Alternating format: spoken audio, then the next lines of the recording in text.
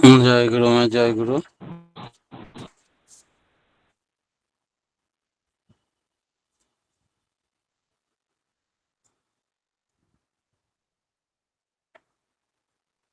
পরম প্রেমময় পরমদয়াল শ্রী শ্রী ঠাকুরের এতক্ষণ যারা নামামৃত সুধা পান করলেন, তাদের মানব জীবন শ্রেষ্ঠ জীবনের একমাত্র উদ্দেশ্য ঈশ্বর প্রাপ্তি।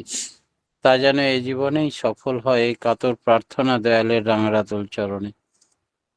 শ্রী শ্রী ঠাকুর নাম ধ্যানের উপরেই সব থেকে বেশি জোর দিলেন। এই পৃথিবীতে আচার্যদেব শ্রী শ্রী বরদা বললেন, আমাদের প্রধান কাজ হচ্ছে ওই নাম ধ্যান করা। এর জন্যই আমাদের আশা। নাম আর নামই অভেদ, এই জ্ঞানে আমরা যদি নামে রত থাকি, তাহলে নামী পুরুষকে আমরা ধরে রাখতে পারি।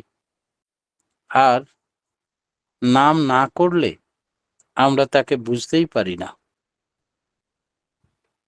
একদিন হাউজার ম্যানদা জিজ্ঞেস করছেন শ্রী শ্রী ঠাকুরকে, আচ্ছা, নাম না করে যদি আমরা শুধুই ইষ্টের কাজ করি, তবে কি হবে না ঈশ্বর প্রাপ্তি?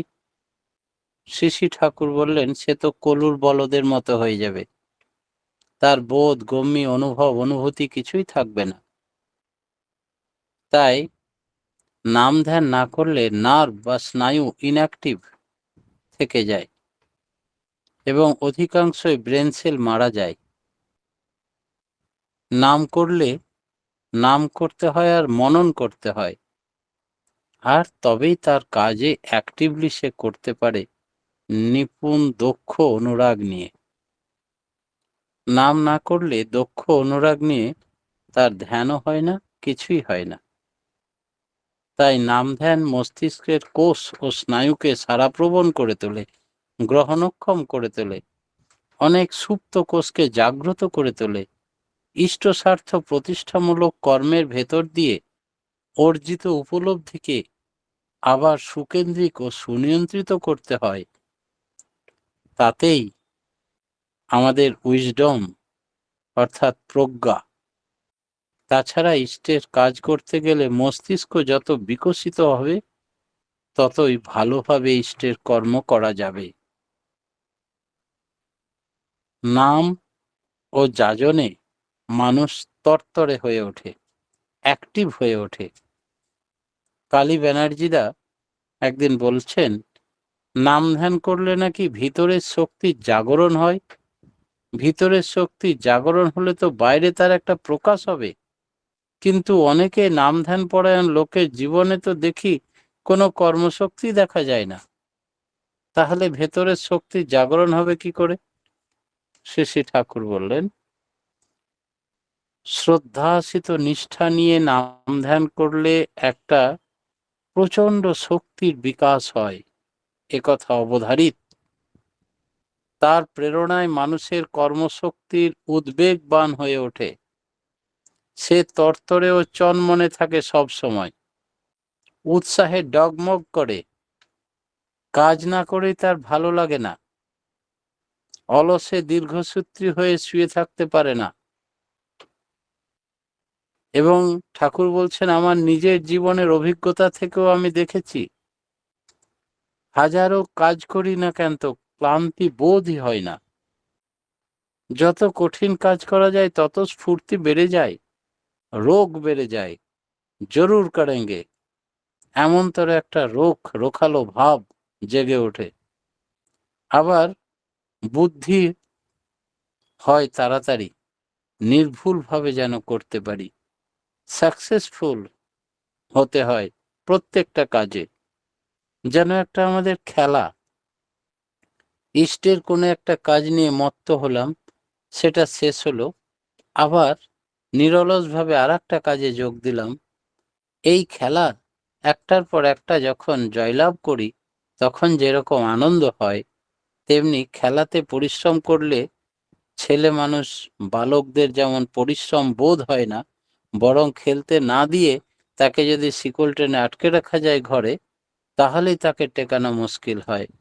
তেমনি পরিশ্রম করলে ইষ্টপ্রাণ মানুষের ওই খেলার ছলে কোনো কষ্ট বোধই হয় না। তাই নাম ধ্যান করলে তদানুপাতিক কর্ম আমাদের ভেতর থেকে প্রেরণা যোগায়। অবশ্য কর্মের নানা রকম আছে। প্রকৃতি অনুযায়ী কর্মের অভিব্যক্তি দেখা যায়।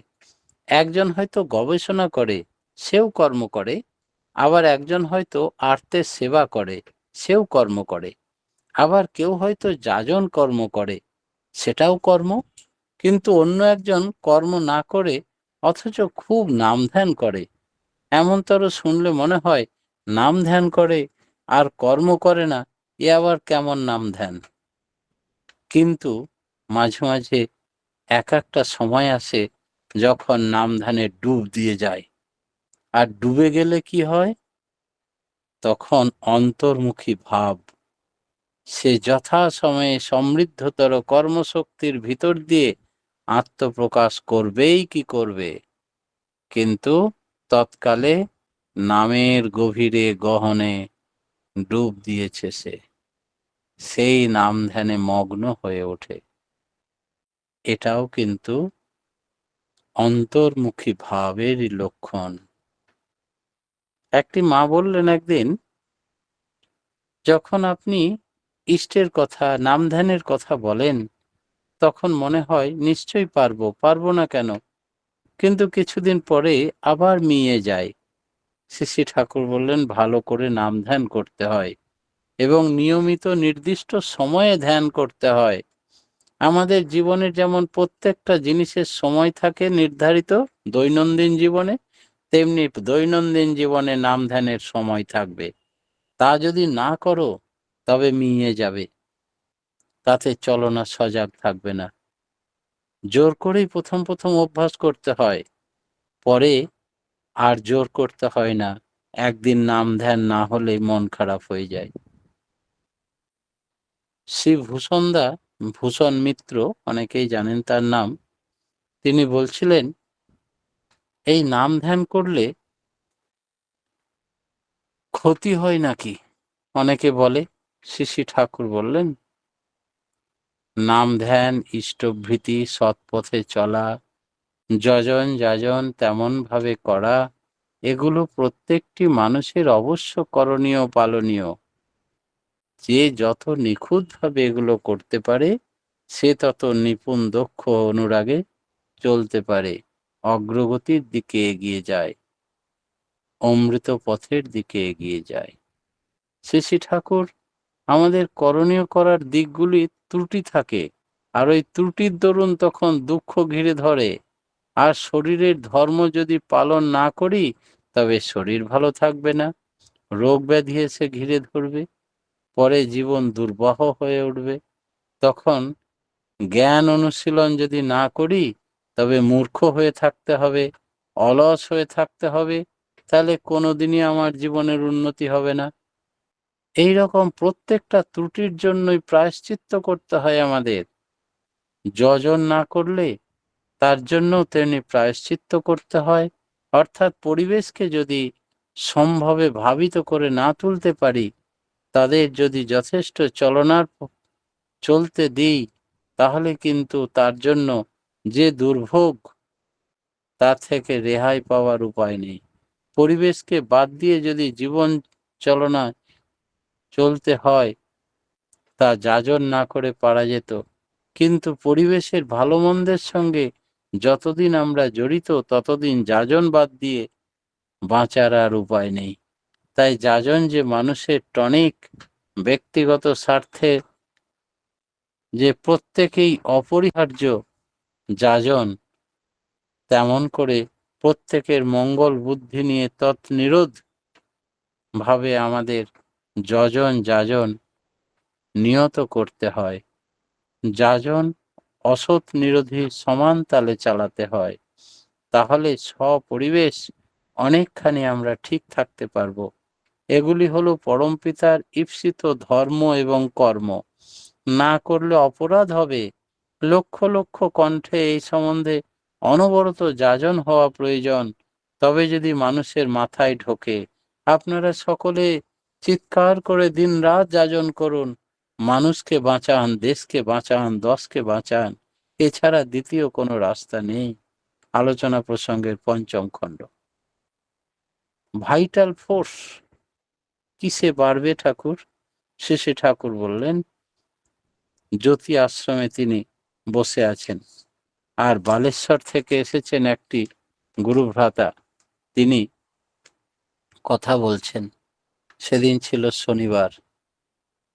তিনি নাম ধ্যান স্টিম বাষ্পের মতো কাজ করে প্রত্যেকটি মানুষের ভেতরে। তাই এটা প্রেরণাদায়ক। ভাইটাল ফোর্স জীবনী শক্তি বাড়িয়ে দেয়, আয়ু বৃদ্ধি করে, কর্মক্ষমতা বাড়িয়ে দেয়। কাজের মধ্যে দিয়ে সেটা বাস্তবে প্রয়োগ করতে হবে। ছোট্ট একটা কাজ করলেও সেটা যেন পূর্ণাঙ্গভাবে, নিষ্ঠা নিপুণভাবে করতে হবে, এ কথা মাথায় থাকে। এই কনসেন্ট্রেশন, নাম ধ্যান কনসেন্ট্রেশন বাড়িয়ে দেয়, একাগ্রতা বাড়িয়ে দেয়, সুকেন্দ্রিক করে দেয় মানুষকে। তাই মানুষের আবোল তাবোল চলন, কথাবার্তা সব শুধরে দেয় নাম ধ্যান। নাম চলছে তো, শ্রী ঠাকুর যতীনদা, কালিদাসদা, কালিদাস মজুমদার, নরেশ মিত্রদা প্রমুখকে সামনে আসতেই জিজ্ঞেস করছেন, নাম চলছে তো? প্রত্যেকে নিজস্ব অভিজ্ঞতার কথা বললেন।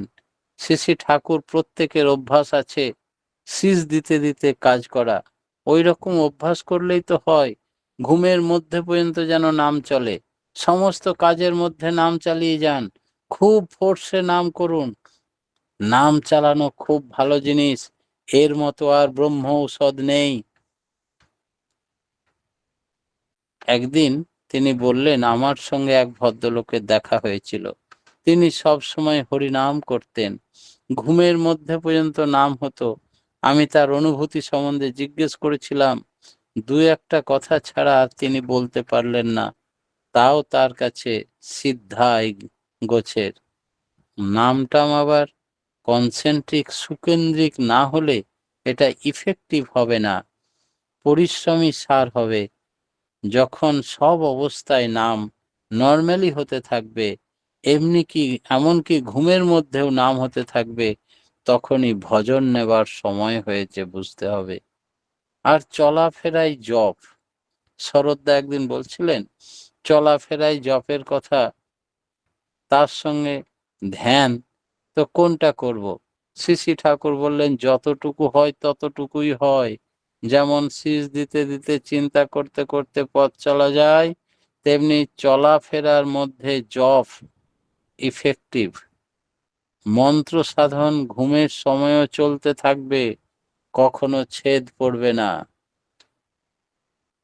উবুর হয়ে নাম ধ্যান করা যায় কিনা, সে সুরেন্দা জিজ্ঞেস করলেন। বললেন, উবুর হয়ে যদি ধ্যান করা যায় তার ফল কি হবে? শ্রী ঠাকুর বললেন, উবুর হয়ে শুয়ে ধ্যান করতে হয় না, ওতে হার্ট লাংসের ক্ষতি হয়, চাপ পড়ে, তাতে প্রাণ আইঢাই করে। প্রয়োজন মতো চিত হয়ে শুয়ে করলে তেমনটি হয় না। সুরেন্দা বলছেন, খাওয়ার পর যদি গেজিং করি, ধ্যানের পূর্বে ইষ্টের প্রতিকৃতির দিকে বিশেষভাবে এক দৃষ্টিতে তাকিয়ে থাকলে কি হবে?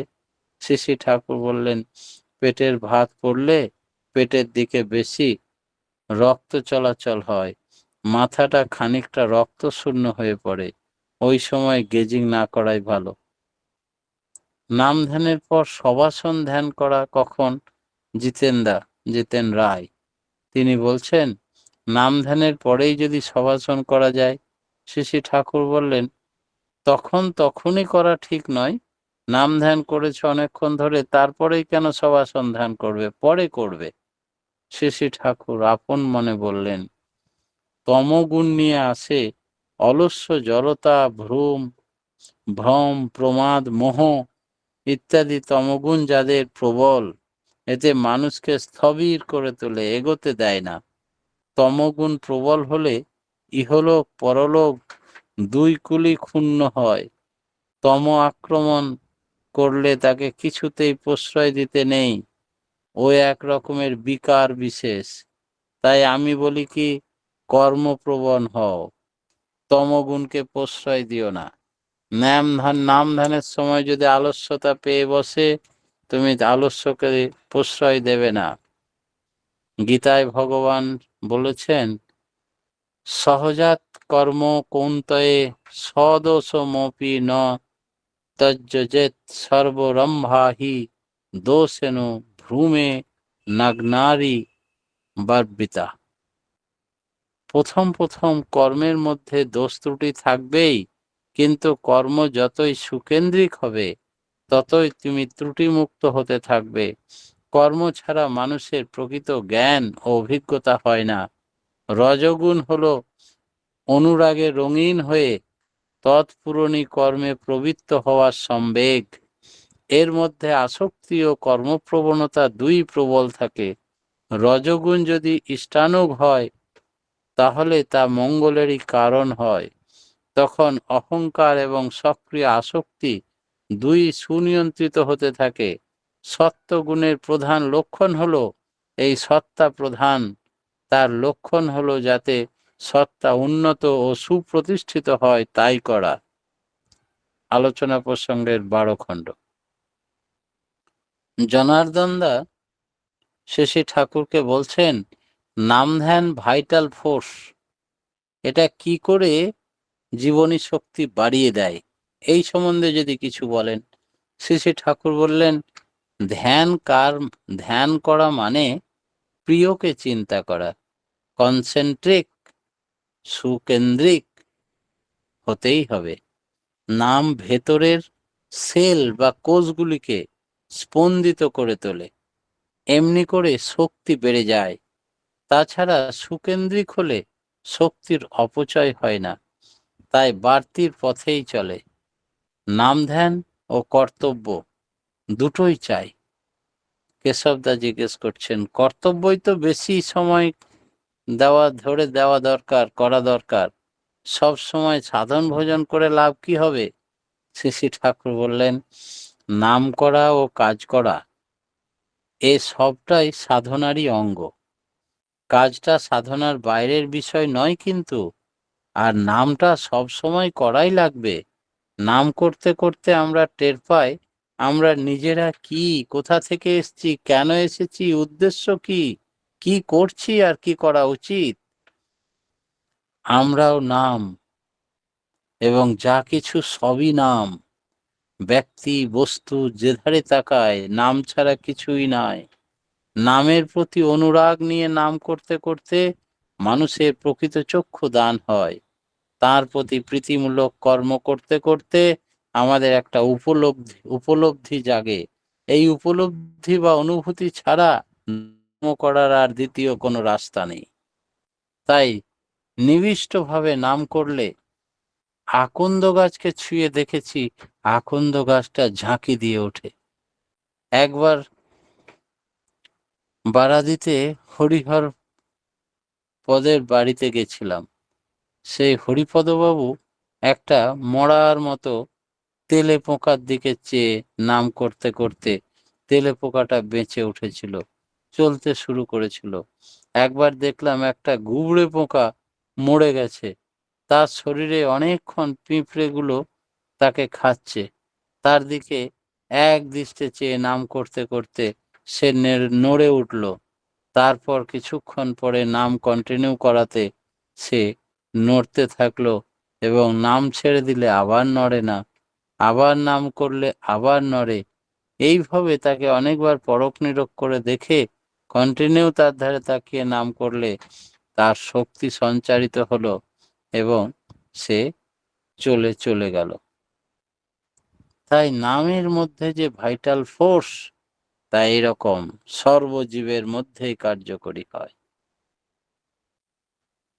পরম পিতার রাঙারাতুল চরণে প্রত্যেকের সার্বিক মঙ্গল প্রার্থনা জানিয়ে আজকের মতো আমি আমার ক্ষুদ্র বক্তব্য এখানেই শেষ করলাম। জয় গুরু। জয় গুরু। আলোচনা শুনলাম যে জীবনের প্রধান কাজ নাম ধ্যান করা, তার নামই নামও না করলে নাম দিতে পারে না। নাম না ব্রেন সেলগুলো নষ্ট হয়ে যাবে। আর শ্রদ্ধা চিন্তা করলে মানুষ উজ্জীবিত হয়ে ওঠে, ব্রেন সেলগুলো উজ্জীবিত হয়ে ওঠে।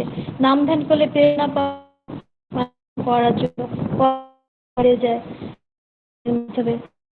সময় ধ্যান করতে হয়, তাতে চলন শক্তি বেড়ে যায়। নাম ও ধ্যান যজন ইষ্টভীতি ভাবে করলে আমাদের প্রবৃত্তিগুলো ঘিরে ধরে জীবন যে দুর্দশায় পরিণত হয় তা থেকে আমরা কি করবো, আমাদের প্রবৃত্তি থেকে প্রবৃত্তির ঊর্ধ্বে উঠতে পারবো। যজন যাজন ইষ্টভীতি যাজন অসৎ ব্যবহার করতে হবে। ভাইটাল ফোর্স বা জীবনী শক্তি বাড়িয়ে দেয়, আয়ু বেড়ে যায়, কর্মক্ষমতা বেড়ে যায়, একাগ্রতা বেড়ে যায়, সুকেন্দ্রিক হয়ে নাম ধ্যান করতে পারি। চলাফেরায় জপ করতে হবে। নাম ও ধ্যান কর্তব্য দুটোই একসঙ্গে করতে হবে, দুটি সাধনার অঙ্গ। নির্দিষ্ট করলে আমাদের আকন্দ গাজন যেমন ঝাঁকি দিয়ে ওঠে, ঠাকুর প্রমাণ করেছিলেন, যেমন গোবর যে মৃতপ্রায় বেঁচে ওঠে, তার মধ্যে পরম পিতা রাঙার চরণে আপনার সার্বিক মঙ্গল প্রার্থনা করি। আপনি আপনার পরিবার পারিপার্শ্বিকের সুদীর্ঘ নিরোগ ইষ্টচ্ছল জীবন কামনা করি। দয়ালে রাঙার আতুল চরণে ভালো থাকুন, সুস্থ থাকুন। আর এইভাবে আলোচনা করে আমাদের ঈশ্বর প্রাপ্তির দাদা